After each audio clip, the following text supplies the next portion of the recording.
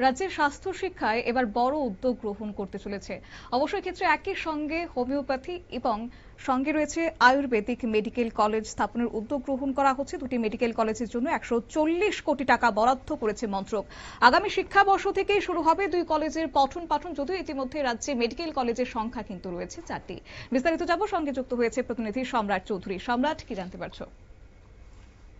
দেখো, রাজ্যে একটি আয়ুর্বেদ এবং একটি হোমিওপ্যাথিক মেডিকেল কলেজ স্থাপন করার জন্য কেন্দ্রীয় আয়ুষ মন্ত্রক আজ রাজ্যের জন্য 140 কোটি টাকা বরাদ্দ করেছে এবং এই খবর জানিয়েছেন রাজ্যের মুখ্যমন্ত্রী মানিক সাহা। তিনি তার সামাজিক মাধ্যমে এই খবর জানিয়ে এই অনুদানের জন্য কেন্দ্রের প্রধানমন্ত্রী নরেন্দ্র মোদী সহ জাতীয় স্বাস্থ্য মন্ত্রকের মন্ত্রী জগৎ প্রসাদ নাড্ডাকে কিন্তু ধন্যবাদ জানিয়েছেন। দেখো, গত বছরের মাঝামাঝি সময় থেকেই রাজ্যে এই ধরনের একটি দুটি মেডিকেল কলেজ, হোমিওপ্যাথিক বিষয়ক এবং আয়ুর্বেদিক বিষয়ক মেডিকেল কলেজ স্থাপন করার জন্য পরিকল্পনা শুরু হয়েছিল।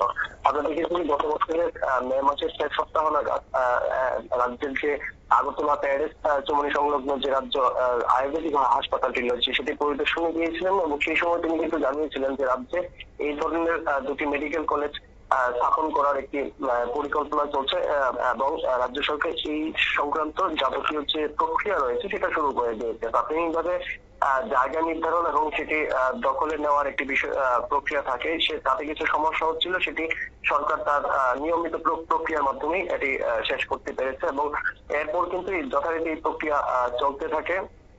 বিভিন্ন সময়ে কেন্দ্র সরকারের সঙ্গে চিঠি চলাচল থেকে শুরু করে সবকটা উদ্যোগী নেওয়া এবং শেষ পর্যন্ত কেন্দ্র সরকার তরফে কিন্তু এই বরাদ্দ দেওয়া হয়েছে।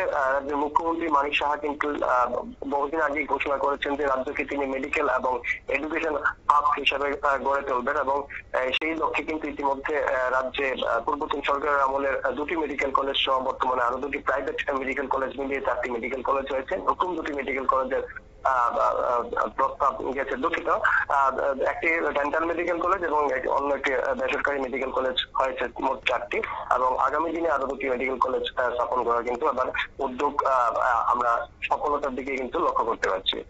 তবে এই নতুন দুটি কলেজ স্থাপনের ফলে আগামী দিনে রাজ্যের স্বাস্থ্য পরিষেবায় এবং কতটা ইতিবাচক পরিবর্তন আসতে পারে কিংবা তরুণদের ক্ষেত্রে কতটা কর্মসংস্থান হতে পারে বলে মনে করছো?